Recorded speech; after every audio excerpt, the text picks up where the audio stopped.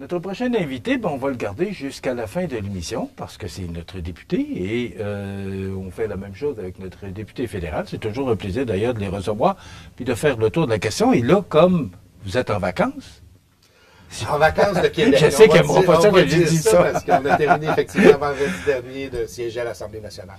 Parce que vous êtes dans votre comté, mais je pense pas que ce soit encore les vacances jusqu'à Noël. C'était pour vous taquiner. Monsieur Rivet, bonjour. Ben bonjour. Comment ça va? Ça va très bien. J'allais dire, si les gens me suivent sur Facebook, ils vont voir que j'ai déjà eu, après avoir terminé vendredi à l'Assemblée nationale, un week-end assez explosif. Donc, on travaille fort. Tu sais, oui, c'est ça. C'est pas parce que c'est terminé à l'Assemblée nationale que vous êtes en congé, nécessairement. Le travail change, puis c'est ce que j'aime aussi de mon travail, puis c'est ce que les gens aussi peuvent découvrir dans le travail de député. Oui, il y a le travail de parlementaire, le travail de législateur, mais il y a aussi tout ce volet-là d'être représentant des gens de la communauté. Puis la Côte-du-Sud me passionne et c'est toujours un plaisir pour moi d'aller à la rencontre des gens du Kamouraska, de l'Îlet et de Montmagny. Mais Mathieu, vous connaissant, vous êtes assis sur un siège toute une journée alors que vous êtes un gars hyperactif. Donc, oui, vous trouvez des fois les journées longues à l'Assemblée nationale parce qu'on sait que vous aimez ça être dans votre comté. Oui, j'aime bien être ici. Puis c'est cette diversité-là d'action qui me plaît dans le travail de député. Je pense que les gens qui me connaissent davantage savent que je le fais avec beaucoup de passion, beaucoup d'humilité aussi. Puis je vais faire un petit clin d'œil, mais je pense à mon collègue Christian Dubé hier, les gens l'ont peut-être pris à tout le monde en parle, puis tu sais, c'était pas évident d'être assis à côté de Paul Larocque, puis Arcan, là. Paul Arcan, puis je cherche son nom, là, celui qui faisait, là... Claude Poirier. Donc, je l'ai trouvé extraordinaire, puis le mot qui me revenait en tête, c'était le mot authentique. Puis je pense que ce volet-là, il est important pour moi de rester le même Mathieu Rivet que j'étais dans le milieu culturel ou dans le milieu touristique, puis d'apporter cette vision-là, puis ce regard-là, puis de s'assurer qu'on puisse bien répondre aux gens, de pouvoir aussi être disponible, puis c'est ce que j'ai souhaité faire depuis le tout début de mon mandat, puis j'en profite pour remercier aussi mon équipe qui travaille à Saint-Pascal puis à Montmagny, parce que je pense que ce côté-là est très important, d'être disponible, d'être à l'écoute, puis d'aimer dénouer des nœuds, je vais dire ça comme ça. Mathieu, vous êtes arrivé un peu sur le tard, et vous avez été élu, ça fait 2 ans. Comment ces 2 ans-là pour vous, là, parce qu'il en reste 2, là, les prochaines élections sont en octobre 26, comment vous, après 2 ans, là, vous voyez le rôle de député? Bien, de Côte-du-Sud. De Côte-du-Sud, oui, de Côte-du-Sud, mais je pense qu'il y a un travail collectif aussi. On représente un parti, on travaille à l'Assemblée nationale, il y a des projets de loi importants. Dans mon ancienne vie, il y avait 2 mots qui caractérisaient le travail que je souhaitais faire. L'audace puis la créativité. Ça m'a toujours suivi.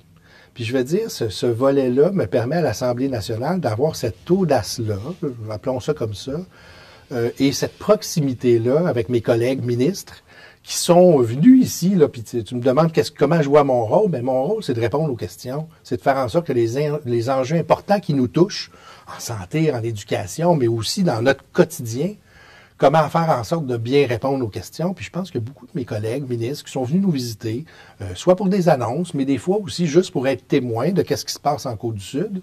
Puis moi, de mon côté, bien, cette audace-là de pouvoir poser des questions, de pouvoir se permettre de trouver les bons chemins pour développer des projets, puis je pense au complexe culturel, en est un exemple flagrant d'être un enjeu électoral, de se dire que moi, Mathieu Rivet, dans ce que je souhaite faire comme travail, c'est de dénouer l'impasse qu'il y avait depuis des années.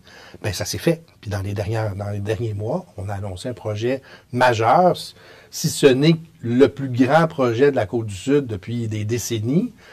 77 millions, rappelons les données, là, un projet de 77 millions, 54 millions pour le milieu de l'éducation. Puis ben moi, ça, puis avec des partenaires locaux, avec la MRC, vous connaissez tout ce projet-là. Donc, pour moi, ça, c'est une grande fierté. Mais ramenons ça dans des plus petits projets ou des plus petits dossiers, il y en a des centaines. Puis qui touchent beaucoup le milieu de l'éducation.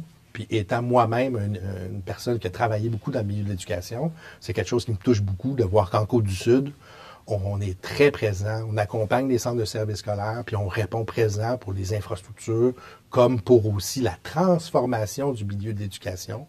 Je pense entre autres au salaire, les conventions collectives. Tu sais, c'est vaste, là, mais il y a eu beaucoup d'audace qui ont été faites par notre gouvernement.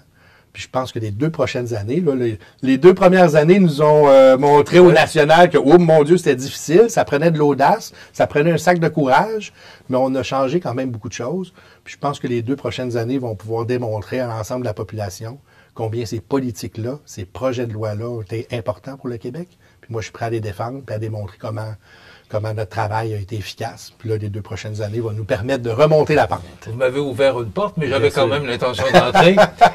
Concernant les sondages, bon, comment vous recevez ça, vous? Parce que, bon, on le sait, vous travaillez beaucoup dans votre milieu. Vous avez parlé du Centre culturel et sportif en santé durable, 54 millions, des tours cellulaires. On va parler de tout ça tantôt. Ouais.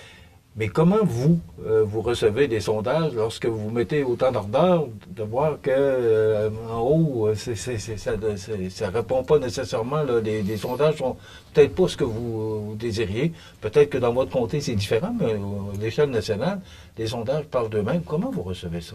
Je vais utiliser le mot focus. On a un focus, on sait pourquoi on prend les décisions, puis des décisions qui sont difficiles à prendre connaissance d'un projet de loi. Je vais vous donner un exemple qui s'en vient dans le décor prochain. On va revoir le projet sur la protection du territoire agricole. Ça fait depuis 1978 que ce projet de loi-là n'a pas été modernisé, n'a pas été réouvert à l'Assemblée nationale. On a le choix, comme gouvernement, de laisser passer le temps et de se dire, OK, on a un projet de loi qui n'est pas parfait, mais ça prend tellement de courage de s'embarquer dans une modernisation de la protection du territoire agricole au Québec, parce que ça a des impacts dans nos municipalités, ça a des impacts pour les agriculteurs, ça a des impacts pour les chambres de commerce, ça a des impacts pour l'ensemble de notre communauté, ça a des impacts pour le futur, de s'assurer que le territoire agricole demeure, qu'il est bien utilisé, puis qu'il y a des projets pour la relève, etc. Donc, André Lamontagne est un des ministres avec qui je suis, j'ai envie de dire, quasiment le plus proche. J'ai beaucoup travaillé de projets, d'ailleurs pour Montmagny aussi ici, bien, partout, pour l'ITA à la Pocatière. Ça a été des dossiers au niveau de l'agriculture qui m'ont beaucoup touché. Bien, cette audace-là qu'on a actuellement de vouloir réouvrir la modernisation d'un projet de loi aussi important, bien, ça a des impacts. C'est pas toujours tout le monde qui est content.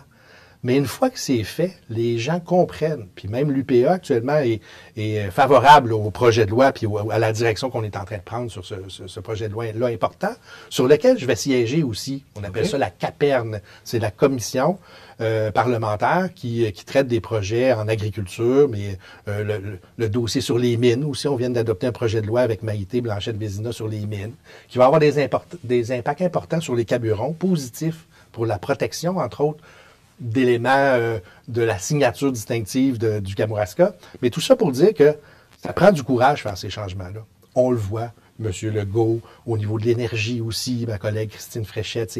C'est des projets de loi qui touchent là, des choses importantes pour transformer le Québec à venir. Mais on le fait. Puis on garde le focus. Donc, je reviens sur l'idée des sondages. Il y a eu beaucoup d'éléments. Je pense que c'est même là, un record de nombre de commissions parlementaires qu'on a mis sur pied en 2 ans pour transformer ce que M. Legault a toujours souhaité faire, sachant qu'il y a eu la pandémie, ça a été plus difficile dans le premier mandat de mettre ça sur pied. Mais là, on y arrive, on transforme ça, on met sur pied Santé Québec, on veut mettre des taux cellulaires puis s'assurer que le réseau cellulaire partout au Québec soit réglé. On avait des engagements électoraux et on se rend vers là. Mais on n'a pas toujours bien la bonne manière de le communiquer. Puis c'est ça que des fois qui a peut-être fait du tort au sondage et dans les 2 dernières années qui nous ont fait baisser dans les sondages. Mais moi, personnellement, j'aime mon milieu. Les gens sont témoins du travail que je fais au quotidien pour transformer des éléments de Côte-du-Sud. Je le fais avec une attention particulière. Je le fais avec beaucoup d'écoute. Puis je pense que les gens sont reconnaissants de ça. Donc j'ai envie de vous dire que sur le terrain, les gens sont reconnaissants du travail qu'on réalise au quotidien. Puis je sens quand même beaucoup de solidarité, beaucoup d'engagement de la part des citoyens de Côte-du-Sud qui me le démontrent d'une bonne façon. Donc, je garde le focus. C'est sûr qu'on aurait envie que ça soit plus positif parce que c'est complexe faire de la politique. Puis aujourd'hui, j'ai envie d'avoir une réflexion dans le temps des fêtes là, à nos 45 maires et mairesses de Côte-du-Sud qui vivent ça aussi dans leur quotidien. C'est pas facile de faire de la politique. La politique municipale, c'est encore plus difficile. On doit s'arrêter. Et je vais vous poser la question que Guillaume a posée hier à M. Dubé. Est-ce que vous allez être là en 2026? Ah ben là, tu vas avoir un scoop. Oui? Ben oui. Pourquoi pas? On aime ça. Pardon? On aime ça, les scoops. Ben Je suis oui. sûr que t'aimes ça. Ben oui, ben on est dans ce métier-là pour ça. Je vais t'en offrir un. Alors, allez-y. Ah ben la pause, on prend pas de pause? Ah oui, on va prendre une pause. Mais, là, d'accord. mais avant la pause, vous allez me dire si vous revenez pour en 2026. Ben, ça va être un beau moment d'aller à la pause. J'ai un engagement qui a commencé, tu l'as dit d'entrée de jeu, sur les chapeaux de roue, appelons ça comme ça. J'ai fait 2 ans d'engagement politique. J'apprends le rouage de l'Assemblée nationale, le rouage des commissions parlementaires, la place qu'on doit prendre dans notre milieu, l'apport au quotidien que je souhaite offrir aux maires, comme je disais, puis aux élus de notre communauté, aux MRC, etc. Et j'aime beaucoup le travail que je réalise. Donc, je t'annonce aujourd'hui que j'ai bien envie Retenez ce moment-là, oui. J'ai bien envie de continuer le travail que je réalise au quotidien en 2026. Donc, vous serez aux élections de 2026. Voilà, t'as bien compris. Voilà. On s'arrête, on fait une pause, il va laisser le temps de prendre son rythme. Hein? Avec plaisir. On revient dans quelques instants. Alors, on revient avec notre député Côte-du-Sud, Mathieu Rivet. Mathieu, là, vous avez annoncé que vous serez là en 2026. Bon, belle nouvelle. On va suivre ça avec intérêt. Parfait. On va prendre quelques dossiers que vous avez annoncés au cours de 2024. Entre autres, les tours cellulaires dans l'îlet, ça c'est récent, c'est très récent cette annonce-là. C'est quand même une annonce importante parce que ça fait partie des promesses de M. Legault et son gouvernement que tout le monde soit connecté en 2024. Puis je pense que c'est essentiel pour tout le monde. C'est la sécurité aussi d'avoir un cellulaire ou d'avoir un lien cellulaire. Oui, la sécurité, mais l'attractivité aussi de nos milieux. Puis Dieu sait que dans le sud du comté, là, c'est des besoins importants. Ce qu'on a annoncé là, dernièrement vient s'ajouter à une autre annonce qu'il y avait eu au préalable d'une phase 1 sur le développement du réseau cellulaire au Québec. C'est assez complexe, hein? Le fédéral est dans ça. C'est pas attrayant pour les fournisseurs de services, le réseau cellulaire. Pourquoi? Parce que ça va pas leur chercher nécessairement des nouveaux membres, le fait d'avoir une bonne connectivité un peu partout sur le territoire. Si vous avez un téléphone cellulaire, vous avez un téléphone cellulaire. Si le réseau est moins bon à tel endroit, ça vous fait pas acheter ou vendre plus de forfaits. Fait que c'est pas très attrayant. Donc, le gouvernement du Québec, je vous l'explique là en quelques mots, paie 100% de l'infrastructure de la nouvelle antenne. C'est ça l'annonce qui a été faite déjà depuis quelques mois par M. Legault, c'était en Gaspésie. Nous avions reçu une première phase. Il y a eu une antenne. D'ailleurs, j'étais à Lac-Frontière ce week-end pour un marché de Noël. Puis, à proximité, ils ont commencé les travaux de la mise sur pied d'une antenne à Lac-Frontière. C'est Sogetel, TELUS, qui ont été particulièrement dans notre comté de Côte-du-Sud, les partenaires de ce projet-là. Et on a annoncé effectivement 7 antennes dans l'îlet. Donc, ça touche le Saint-Damas, Saint-Aubert, ça monte, Saint-Pamphile, etc. On a fait l'annonce d'ailleurs à Sainte-Perpétue où il y aura aussi une antenne. J'ai envie de vous dire là, que le réseau cellulaire de la partie de l'îlet centrale là, va être pas mal réglé avec ce qu'on annonce. Et ça pourrait être complété quand, monsieur? Ils ont jusqu'en décembre 2025 pour démontrer là, leur capacité de régler. Donc, dans 12 mois, ça pourrait être en Oui, en là, fonction. je pense cette date-là. En tout cas, le but pour le gouvernement du Québec, c'est que ce soit terminé avant les élections 2026. Okay. C'est ça le plan. Et je vous dirais, il y en a une à Sainte-Apolline-de-Paton. Mais ce n'est pas terminé. Il y en aura d'autres. Bientôt, là, je peux même annoncer, je vais te donner quelques scoops. Là. On va certainement faire quelque chose pour le Kamouraska. Donc, le Kamouraska est aussi un lieu que j'habite aussi, Saint-Alexandre de Kamouraska. J'ai travaillé beaucoup dans les derniers mois à faire en sorte que l'annonce qu'on a eue à l'îlet, qu'on puisse en avoir aussi quelques-unes là, dans le Kamouraska. Et on a annoncé dans les dernières semaines qu'il y aurait une centaine d'antennes supplémentaires à court terme là, qui seraient annoncées partout au Québec, dont au Bas-Saint-Laurent. Donc, je vous laisse faire un 1+1. Il y aura certainement quelque chose pour le Kamouraska dans les prochaines semaines. OK. Maintenant, on va parler de 50 millions d'investis dans des écoles de la Côte-du-Sud. C'est quand même beaucoup d'argent. Oui, tout à fait. Mais moi, il y a ces 2 points, ils sont les deux ensemble. Oui. L'aménagement des cours d'école de la Côte-du-Sud, est-ce que ça fait partie du 50 millions? Je pense même pas, non, parce que c'est ça. Moi, 50 millions dans des écoles de la Côte-du-Sud, qu'est-ce que vous annoncez, particulièrement dans ce 50 millions? Il y a eu cet été, on est ici un peu pour faire le bilan, si on veut, de cette année-ci, puis du travail réalisé. Il y a eu au mois d'août, je crois, dernier, une annonce importante pour le centre de services de Côte-du-Sud, où on annonçait des infrastructures, un nouveau gymnase pour une école primaire, des travaux majeurs qui étaient réalisés un petit peu partout sur le territoire de Côte-du-Sud. C'est cette annonce-là de 50 millions qui a été faite, je crois, au mois d'août dernier. Okay. Dans les dernières semaines, voire la semaine dernière, nous avons annoncé un 600 000 $ pour des cours d'école. Ici, à Montmagny, il y en a deux, là, nos écoles primaires.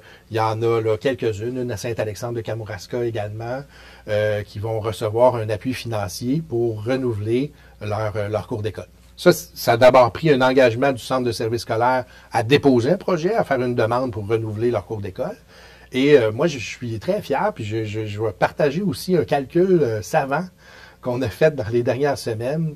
Je pense qu'on va vivre à l'intérieur des 2 dernières années de mon mandat un record financier jamais vu en Côte-du-Sud sur l'investissement des infrastructures, que ce soit au cégep de la Pocatière, entre autres par la salle André-Gagnon, que ce soit par les cours d'école, que ce soit par la construction d'un gymnase, que ce soit... Est-ce que vous incluez là-dedans le centre sportif? Et là, c'est une école. 54 millions? C'est 50 millions qui est attribué comme financement de la partie du projet là, du complexe culturel et sportif. C'est un gymnase d'une école et une palais sportive et une piscine. Donc, ça fait partie de l'école. C'est 40 millions du gouvernement du Québec, ça, du PQI en éducation. Fait que si on met tout ça, c'est au-delà de 100 millions qui aura été investi dans les 2 dernières années dans la Côte-du-Sud. Puis là, ben, on est toujours en train de se dire, mon Dieu, il n'y a pas d'argent, puis c'est compliqué. C'est vrai que c'est pas simple pour bien des structures.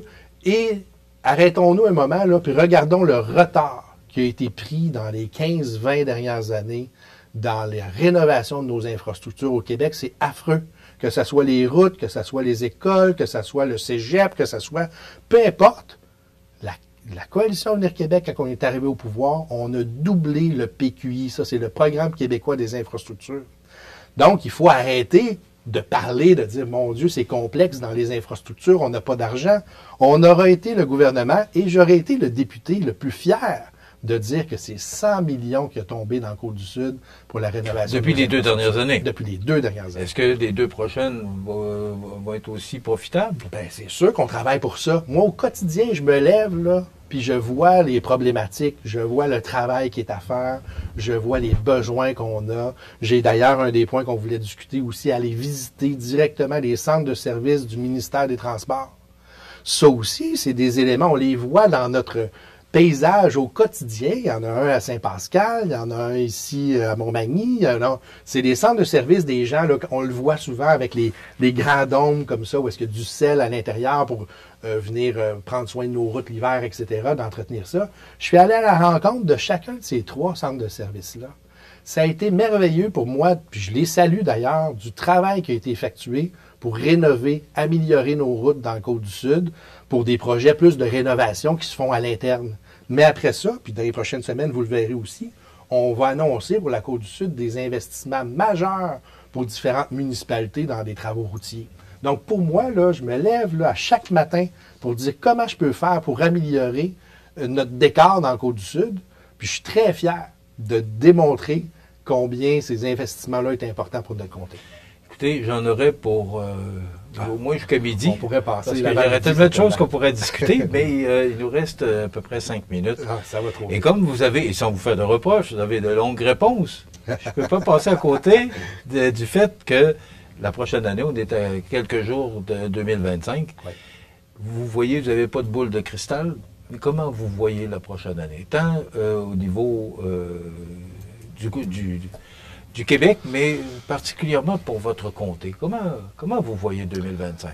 Parce que là, on sait que le gouvernement serre la vis un peu, là, puis on cherche de l'argent un peu partout pour respecter le budget du déficit de 11 milliards pour le 31 mars. C'est pas facile, donc ce ne sera pas facile pour les députés dans leur comté. Tout à fait. Je pense que c'est ça qui s'annonce, mais vous pouvez probablement nous donner plus de détails là-dessus. Merci de la question. Vous savez, d'abord, respecter un budget, si on ne le faisait pas dans nos familles, ça irait pas bien. Puis je pense que ça, c'est une volonté qu'on a de quand même rendre nos sociétés d'État, de rendre le travail qu'on fait aussi dans le milieu de la santé. Santé Québec est arrivé aussi pour ça, de s'assurer qu'on respecte nos budgets. Fait que, tu sais, là, actuellement, c'est pas dans une idée de coupure ou bien non, d'enlever de l'argent qui a été budgété. Il y a $0 d'aucune structure qui a été enlevée du budget. Ce n'est que dire au monde, là, faites attention, on est rendu au mois de septembre, vous avez déjà dépensé tout votre budget pour vous rendre au mois de décembre. Ben c'est normal un peu qu'on discute de ça avec un déficit, comme vous l'avez dit, de 11 milliards. Donc, c'est vrai que ça ne sera pas facile dans la prochaine année. En même temps, il y a un budget, il y a une volonté pour nous de changer des choses. On a brassé là, au niveau national énormément de projets de loi, les conventions collectives avec les infirmières, on a été courageux. Je vois la prochaine année avec beaucoup plus de moments où est-ce qu'on va être en mesure de démontrer que ces décisions-là difficiles vont porter leurs fruits. Je le vois comme ça. Puis il faut que 2025 soit plus... qu'on porte plus attention justement aux éléments qu'on a à communiquer et pourquoi qu'on a fait les choses. Parce que quand on le fait, tout le monde saisit bien où est-ce qu'on veut aller. Fait que ça, je souhaite que 2025 soit plus doux, je vais dire ça comme ça, là, parce que ça n'a pas été facile, effectivement. On travaille tous très fort, on le fait avec une volonté de transformer des choses au Québec. Pour ce qui est de la Côte-du-Sud, je pense avoir pris un air d'aller. Je souhaite que mon équipe demeure en forme, demeure dédiée comme elle l'est actuellement, pour accueillir les gens à nos bureaux, à répondre aux questions qu'on reçoit. Ça, je pense qu'il faut continuer ça, c'est important. Puis on veut pas, on va s'en aller vers une période électorale là, de 2026. Ben, c'est là que je voulais vous emmener aussi. On va vivre un 2025 avec des élections aussi au municipal et probablement peut-être au fédéral. Donc, ça va être une année active où est-ce que ces liens-là que je souhaite faire, puis je pense l'avoir démontré de la meilleure façon possible, à nos élus, que ce soit au niveau fédéral ou au niveau municipal, combien il est important d'apprendre et d'avoir plaisir, je veux dire comme ça, à travailler ensemble. Même si les enjeux sont difficiles, on le fait pour le bien collectif. Puis bien moi, ça, ce terme-là, dans mon ancienne vie, puis aujourd'hui, puis ça va continuer, nous sommes là pour le bien collectif, le bien commun. Ben moi, ça, je veux continuer à le faire avec le milieu des gens au fédéral puis les gens au municipal. Puis je pense que les élections à venir au niveau municipal vont changer assurément nos décors des 45 municipalités de la Côte-du-Sud. Puis j'ai envie d'être attentif à ça, de leur démontrer tout mon appui au travail au quotidien que les maires et mairesses font là, sur notre territoire. Ça, c'est important pour moi parce que c'est eux qui sont témoins des besoins des gens de leur communauté. Ils nous les partagent et on travaille pour eux, pour leur apporter... le meilleur possible. Mais tu sais, je souhaite que ça soit plus doux, là, je dirais. Là, ça n'a pas été facile. Il y a des moments qui ont été compliqués. Pour moi aussi, là, il y a des enjeux importants. Mais je me relève les manches là, quand il y a des enjeux plus difficiles, puis on travaille. Puis quand on le fait tous ensemble, habituellement, on arrive avec des résultats positifs. Je vous laisse quelques secondes parce qu'il reste à peu près 71 secondes pour donner vos vœux. C'est déjà terminé. Ben, c'est incroyable. Décembre arrive vite. Oui. Merci, Michel, de me permettre ça. C'est toujours un plaisir. Écoutez, à tous les citoyens de Côte-du-Sud, vous m'avez mis en député de Côte-du-Sud depuis les 2 dernières années. J'ai fait ce travail-là avec beaucoup d'humilité. Et je dois vous dire que c'est important pour moi d'être présent, d'être à votre écoute. Puis je souhaite que la période des fêtes, là, jusqu'à décembre, on puisse fraterniser ensemble, qu'on puisse se rapprocher de notre famille, de nos amis, pour pouvoir festoyer, oui, mais aussi pour se raconter les bons coups des derniers mois, des dernières années dans chacune de vos communautés. Alors à chacun d'entre vous, une belle période des fêtes, une très belle année 2025, remplie de succès, de prospérité, de bonheur et de partage. Mathieu Rivet, merci beaucoup. De joyeuses fêtes à vous et votre famille. Merci beaucoup.